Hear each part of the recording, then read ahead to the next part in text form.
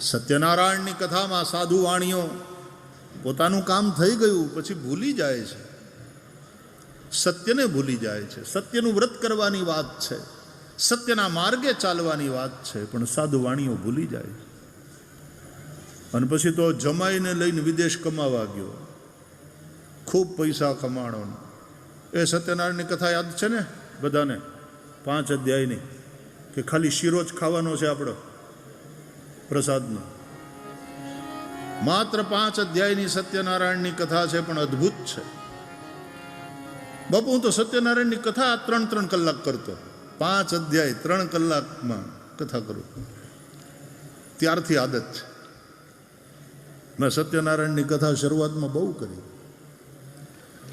એ વખતે જજમાન બોલાવવા આવતા ને કે અમારે સત્યનારાયણની કથા કરાવવી, તમે શું લેશો?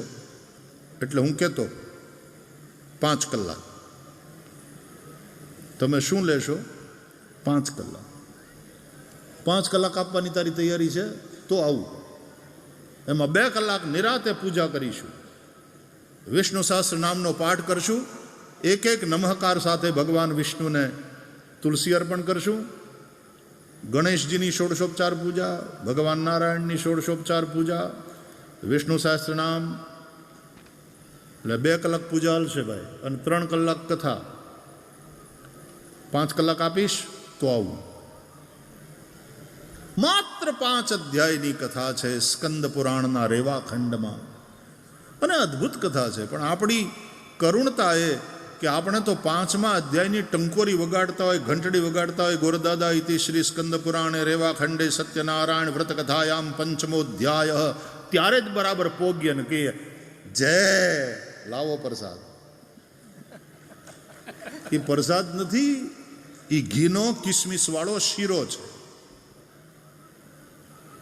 ઘણાને સત્યનારાયણની કથામાં મળતો એ પ્રસાદ એટલો બધો ભાવ. એક પ્રસાદની લોભી ભગત સત્યનારાયણની કથામાં બરાબર 5મા અધ્યાયમાં પહોંચ્યો, પછી તો થાળ ધર્યો ભગવાનને.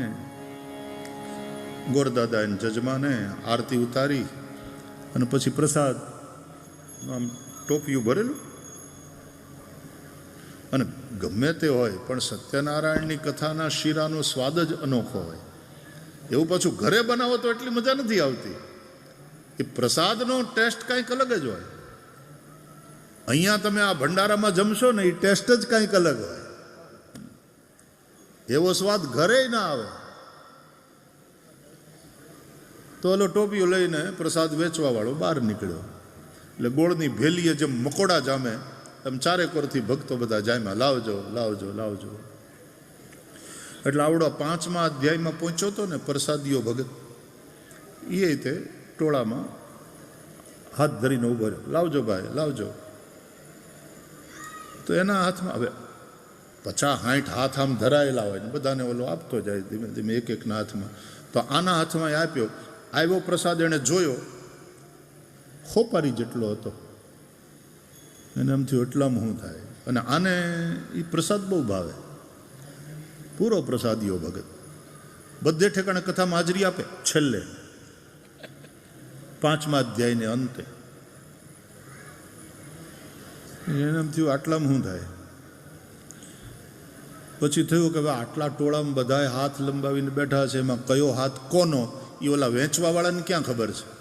એટલે જમણા હાથમાં પ્રસાદ મળેલો ને, તો એ હાથ એણે આમ પાછળ કર્યો, અને પાછો બધાને લાવજો ભાઈ લાવજો. ડાબો હાથ ધર્યો. બોલો, ડાબા હાથે પ્રસાદ લેવાય, પણ આને તો હેરો ખાવો તો ને.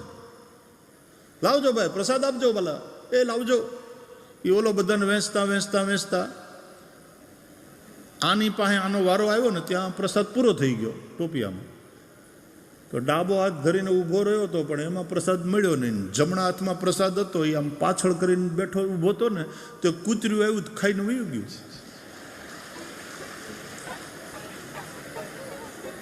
ઘીનો શીરો ખાઈને જીભ ચાટતું ચાટતું કૂતર્યું થેન્ક યુ કહીને વયું ગયું, કે અમારા જેવા જીવને બીજું કોણ આપે ભાઈ, ભગવાન તારું ભલું કરે. કૂતર્યું આશીર્વાદ આપીને વયું ગયું. સત્યનારાયણની 5 અધ્યાયની કથા અદ્ભુત છે. આપ સૌએ અનેક વાર સાંભળી છે, યાદ હશે. એક બ્રાહ્મણની કથા છે. એમાં કશ્ચિત કાશીપુરે રમ્યે યાસિદ વિપ્રોતિ નિર્ધન. સદાનંદ બ્રાહ્મણ. પછી વાણિયાની, સાધુ વાણિયાની વૈશ્યની કથા 2 અધ્યાયમાં છે. કઠિયારાની કથા છે અને ઉલ્કામુખ રાજાની કથા છે. તમે સમજ્યા? 4 વર્ણ આવી ગયા. સદાનંદ બ્રાહ્મણ, પેલો કઠિયારો, ઉલ્કામુખ રાજા, સાધુ વાણીઓ. એ 5 અધ્યાયમાંથી 2 અધ્યાય તો પૂરા સાધુ વાણીઓ લઈ ગયો. એમાંય તે મોટો ભાગ વેપારીની પાસે બહુ હોય, ખેંચી જાય. 2 આખા અધ્યાય સાધુ વાણીઓ લઈ ગયો. લ્યો સત્યનારાયણની કથા. તો ખૂબ પૈસા કમાણો અને 2 મોટી મોટી નૌકામાં એ ધન ભરીને પોતાના જમાઈ સાથે જ્યારે આમ પાછો આવે છે, સત્યનારાયણ ભૂલાઈ ગયા, માનતા માનેલી ભૂલાઈ ગઈ. એક ટાપુ જોયો એટલે ત્યાં વાણ એના લાંગર્યા, લંગર નાખ્યા કે થોડો સમય અહીંયા જરા ધરતી ઉપર રહીએ ને વળી પાછા દરિયામાં મુસાફરી કરતા કરતા આપણે આપણા વતનમાં જઈશું. પછી ભગવાન સત્યનારાયણને એમ થયું કે આ સાવ ભૂલી ગયો છે. માનતા માની હતી, મેં એને દીકરી દીધી, આવો રૂડો જમાઈ એને આપ્યો અને આ મને સાવ ભૂલી ગયો. એટલે ત્યાં તમે કથા સાંભળી છે ને, યાદ જ દેવડાવું છું. ભગવાન સત્યનારાયણ એક સાધુનું રૂપ લઈ અને એ ટાપુ ઉપર એક ઝાડની નીચે, આમ જાણે આશ્રમ જેવું હતું, અને ઝાડની નીચે ભગવાન સત્યનારાયણ સાધુનું રૂપ લઈને બેઠા. જમાઈની સાથે પેલો સાધુ વાણીઓ સાધુ પુરુષનો આશ્રમ જોઈને ત્યાં જાય છે, વંદન કરે છે. એટલે આશ્રમના બાપુ બોલ્યા, આવો આવો બાપા આવો, બેહો. કયું ગામ, ક્યાંથી આવો છો, બધું પૂછે ને સાધુ સંતો. બધાને આવકાર હોય આશ્રમમાં.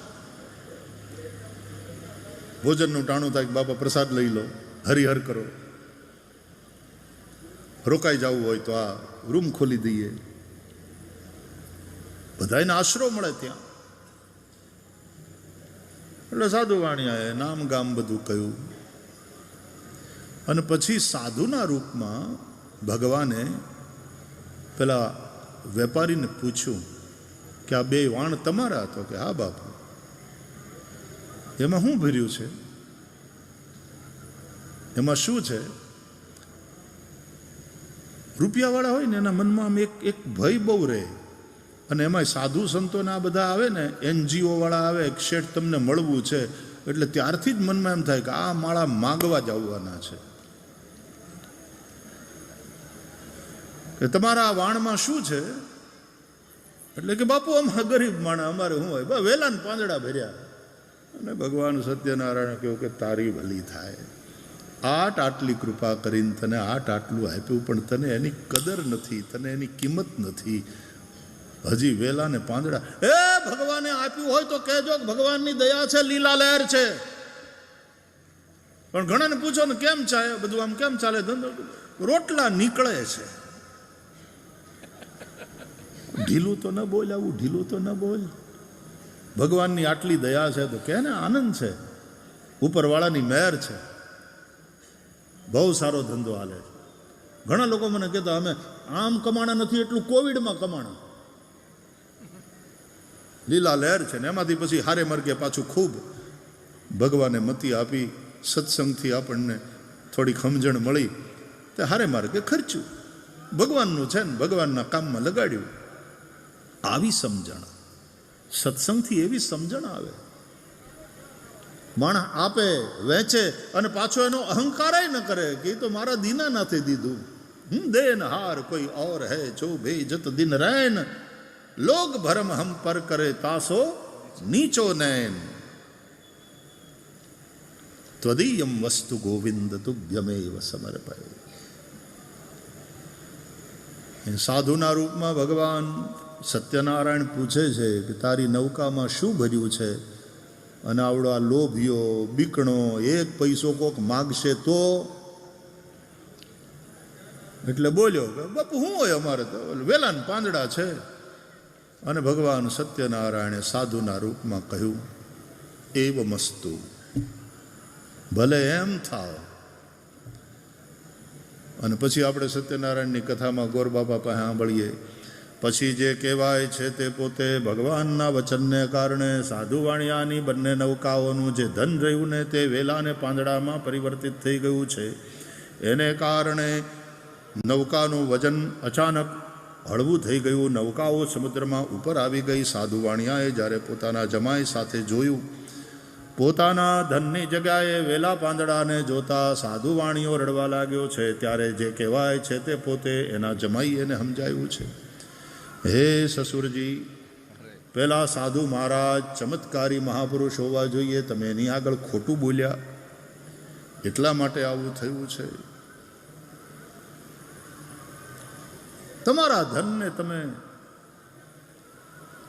આટલું બધું છે, ભગવાનની દયા છે ને વેલા ને પાંદડા ને ઢીલું ઢીલું બોલો, દાળ રોટલા નીકળે છે. કહો પ્રભુની પૂરી કૃપા છે. અરે સંકટના સમયમાં પણ ભગવાનની કૃપાના દર્શન કરો. ભગવાનની કૃપા એ કોઈ સિઝનલ વસ્તુ નથી. વરસાદ ચોમાહામાં આવે, ભગવાનની કૃપા 12 માસ વરસે, 24 કલાક વરસે. ભગવાનના ભક્તને માટે તો સંકટ આવે એ પણ ભગવાનની કૃપા જ છે. શ્રીમદ ભાગવતના પ્રથમ સ્કંદમાં કુંતા માતા જ્યારે ભગવાનની સ્તુતિ કરે છે દ્વારકાનાથની, ત્યારે કહે છે, વિપદ સંતુ નઃ શશ્વત તત્ર તત્ર જગદગુરો ભવતો દર્શનમ યસ્યાદ પુનર્ભવ દર્શનમ.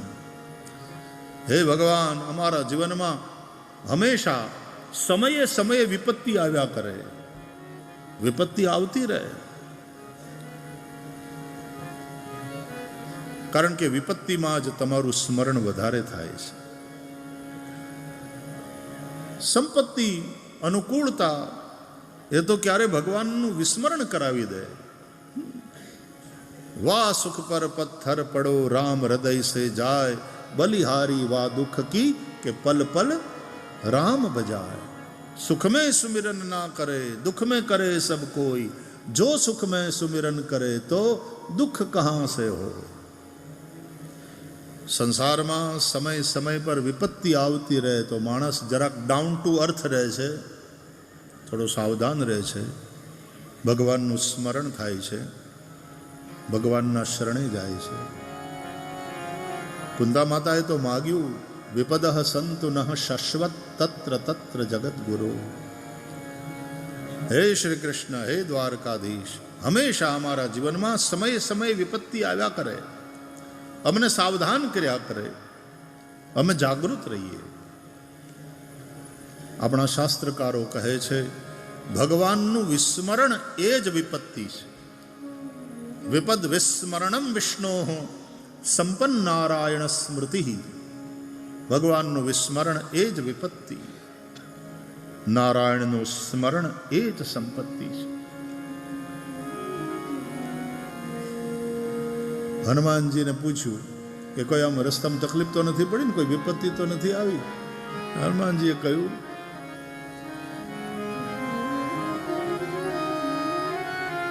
પ્રભુ આપનું ભજન ન થાય એ જ વિપત્તિ. કહ હનુમંત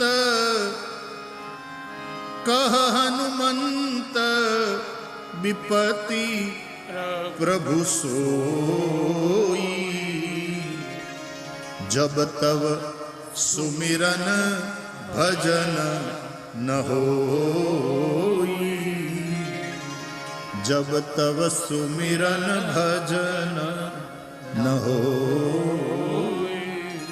अति सुख भी मूर्छित कर देता है, सुख का सातत्य मूर्छित कर देता है। इसलिए समय समय पर आने वाली विपत्ति हमें जागृत रखती है।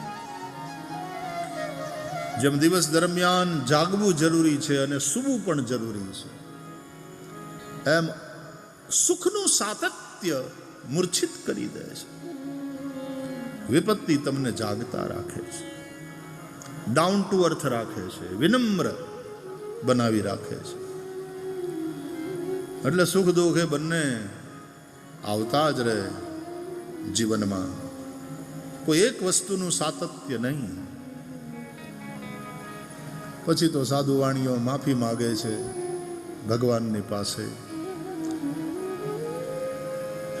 કહે છે કે હું ભૂલી ગયો માનતા માનીને, મેં જે વચન આપ્યું હતું એ હું ભૂલી ગયો, હું કરીશ, હું બોલ્યો છું એ કરીશ. અને પછી પાછું વેલા પાંદડાની જગ્યાએ ધન થઈ ગયું. પરમાર્થમાં જેનો રૂપિયો ન ખર્ચાય નહીં, ભલે કરોડોપતિ હોય, પણ એ વેલા પાંદડા જ છે એની તિજોરીમાં. અરે વેલા પાંદડા હોય તો કમસે કમ બકરાનું પેટ તો ભરાય. આ તો કોઈને કામ ન લાગે. કૃપણતા, કૃપણતા, કંજૂસાય. એક કંજૂસ શેઠ પાસે અનાથાશ્રમ વાળા ફાળો લેવા ગયા કે અમારે 150 બાળકો છે, અનાથ બાળકો, શેઠજી તમે આમાં ક્યાંક આપો. તો શેઠે પોતાના 2 છોકરા આપી દીધા, બોલ, ફાળામાં, કે લ્યો આ લઈ જાઓ તમારી 152. તો છતે બાપે છોકરા અનાથાશ્રમમાં ગયા. આવા કંજૂસો ફાળો લખાવે તો એ શું આપે? કૃપણતા. અને કૃપણતાના મૂળમાં પણ ક્યાંક ભય છે. માણસ પૈસો પકડી રાખે ને એના મૂળમાં ભય છે. લોભ કરે છે એના મૂળમાં ભય છે. ઇવન ક્રોધ કરે એના મૂળમાં ભય છે. માનસ શાસ્ત્ર કહે છે માણસ એટલા માટે ગુસ્સો કરે છે કે માણસ ભયભીત છે. सांप इसलिए फुतकारता है कि सांप डर जाता है, लेकिन सांप के फुतकारने से फिर लोग डरते हैं. याद रखना, डरा हुआ डराता है, जो निर्भय है वो साधु सबको निर्भय करता है, અભયત્વ કા દાન દેતા હૈ. અને એટલા માટે સુખદેવજીએ રાજા પરીક્ષિતને કહ્યું કે રાજા, દેવતાઓ તારા માટે અમૃત લાવ્યા, એ તારે પીવું છે કે મારી પાસે તારા માટે કથામૃત છે એનું પાન કરવું છે? કે બેયમાં ફરક શું? તો ફરક એ કે દેવતાઓ જે અમૃત લાવ્યા એ તને અમર કરી દેશે, ક્યારેય તારું મોત નહીં થાય. અને કે આ તમારું કથામૃત, તો કે એ તને અભય કરી દેશે, મૃત્યુ એનો ભય નહીં રહે, કોઈ વસ્તુનો ભય નહીં રહે તને. અભયત્વ એનું દાન કરશે. રાજા યાદ રાખ, અમરત્વ કરતા અભયત્વ શ્રેષ્ઠ છે. કારણ કે ભય એ તો મૃત્યુનું બીજું નામ છે. દેવતાઓ અમૃત પીને અમર થયા. દેવતાઓને અમર પણ કહે છે, કહું અમર આયે કેહી હેતુ. અમર. પણ દેવતાઓ અભય નથી થયા. દેવતાઓના જીવનમાં ભય છે. ભયને કારણે દેવતાઓ ભાગતા રહે છે. બલિથી ભયભીત છે, રાવણથી ભયભીત છે, ભયભીત છે દેવો. જ્યારે સાધુ પુરુષ અભયત્વને પામે છે, જ્ઞાની મહાપુરુષ છે એ અભયત્વને પામે છે. આનંદમ બ્રહ્મણો વિદ્વાન ન બિભેતિ કુતશ્ચન. જે બ્રહ્મને જાણે છે, આનંદ બ્રહ્મનો જેણે અનુભવ કર્યો છે, એને ક્યારેય ભય હોતો નથી. અને ભય નથી એટલે એના જીવનમાં શાંતિ છે. શ્રીમદ ભાગવતની કથા શું કરે છે? બોલે શોક મોહ ભયાપહા. શોક, મોહ અને ભય એ ત્રણેયનું હરણ કરનારી આ કથા છે. કથા સાંભળવાથી ભક્તિ જાગે અને એને લઈને શોક, મોહ અને ભય આ ત્રણેય વસ્તુ દૂર થાય. શોક મટે, આનંદની અનુભૂતિ. મોહ મટે, પરમ સુખનો અનુભવ. ભય જાય અને શાંતિ થાય. And that is exactly what we want. આપણે આપણા જીવનમાં વી વોન્ટ ઇટર્નલ હેપીનેસ, નહીં? નિત્ય આનંદ આપણા જીવનમાં હોય એવું આપણે ઈચ્છીએ છીએ. નિત્ય સુખ મારા જીવનમાં રહે એવી મારી ઈચ્છા હોય છે. મારા જીવનમાં શાંતિ રહે એવી ઈચ્છા હોય છે. અને આ નિત્ય આનંદ નિત્ય સુખ, નિત્ય શાંતિ, એનું જ બીજું નામ ખાલી 2 અક્ષરનું રામ. જો આનંદ સિંધુ સુખ રાશિ, જો આનંદ સિંધુ સુખ રાશિ, સ્વીકરતે ત્રૈલોક સુપાસી.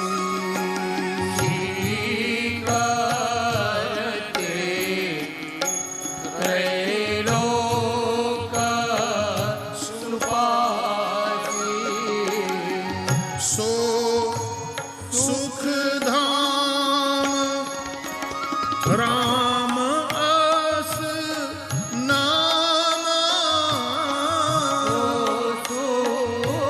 સુખધામ રામ અસ નામ, અખિલ લોક દાયક વિશ્રામા, અખિલ લોકદાયક વિશ્રામા. જો આનંદ સિંધુ સુખ રાશિ,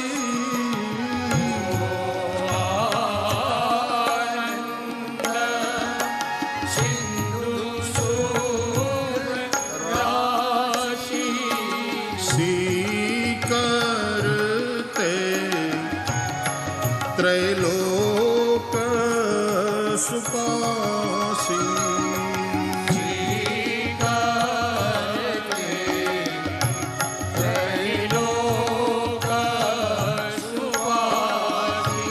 ત્રૈલોક સુપાસી.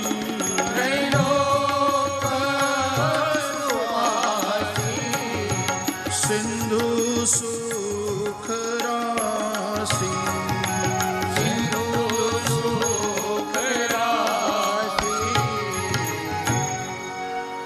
જે આનંદના સિંધુ છે, જે સુખનો ખજાનો છે,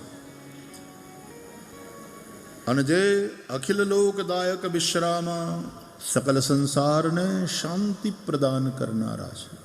નિર્વાણ શાંતિપ્રદમ બ્રહ્મા શંભુ ફણીન્દ્ર સેવ્યમ, એવા ભગવાન રામ. તો નિત્ય આનંદ સૌને ખપે, નિત્ય સુખ નિત્ય શાંતિની ઈચ્છા સૌને છે. એનો અર્થ એ છે કે તમને રામ જોવે છે, તમને રામ ખપે છે. सबके मन में राम की चाह है. જીવ અંશ છે, પરમાત્મા અંશી છે, અને અંશને અંશીની સાથેનું કનેક્શન જીવતો રાખે છે. અંશીથી જો ડિસ્કનેક્ટ થયા ને તો જીવન નહીં રહે, દુઃખી દુઃખી દુઃખી થઈ જશે. અને અંશી એવા પરમાત્મા સાથે કનેક્ટ રહેવું એનું નામ યોગી. યોગી જે કનેક્ટેડ છે, ભક્ત જે વિભક્ત નથી, ભગવાન સાથે અવિભક્ત જોડાયેલો છે, એને ભક્ત કહે છે. યોગી એટલે જે જોડાયેલો છે. આ ટીવી વાળા એ કહે છે સ્टे कनेक्टेड, कहीं जाइएगा नहीं, एक छोटे से ब्रेक के बाद पुनः हम हाजिर होते. પણ તમે વયા ન જાઓ એટલે જાહેરાત ચાલતી હોય એમાં પાછું ઉપર લખે કે હવે આટલી સેકન્ડ વધી અને તરત પાછો કાર્યક્રમ શરૂ થશે, આટલી સેકન્ડ કાઉન્ટડાઉન ચાલતું હોય, અને એક્ઝેક્ટ પાછા બોલે એ પ્રમાણે કરે. 0 સેકન્ડ અને આગળનો કાર્યક્રમ પાછું ધારાવાહિક ચાલુ. સ્ટે કનેક્ટેડ, जुड़े रहो, जुड़े रहो, जोड़े रे जो राज. जुड़े रहो राज, स्टे कनेक्टेड, जुड़े रहो, धरती के साथ जुड़े रहो तो जिंदा रहोगे, गायों के साथ जुड़े रहो जिंदा रहोगे, धर्म के साथ जुड़े रहो जिंदा रहोगे, संतों के साथ जुड़े रहो सुखी रहोगे। डोंट गेट डिस्कनेक्टेड, जुड़े रहो, जुड़े रहो, जोड़े रहो, साथ साथ। संवदध्वम संगच्छध्वम संवो मनांसि जानताम। हमें साथे साथे एक स्वर में बोलिए। आवड़ो आम बोले ने ओलो आम बोले ने ओलो आम, एने गोकीरो कहेवाय। ई कोलाहल छे, ई गोकीरो, हाव हाव काठियावाड़ी भाषा में एने गोकीरो कहे छे। पण बधा संवेद स्वरमा ने एक सरखू बोले, हाँ, अने एनाथी जे एक ऊर्जा ऊभी थाय। ओलो गोकीरो छे, आ गीत छे, आ गीत छे, संगीत छे, एमां संवादिता छे। समवेत स्वरोमां बोलाय। बोलो भारत माता की जय, भारत माता की जय, वंदे मातरम, वंदे मातरम, वंदे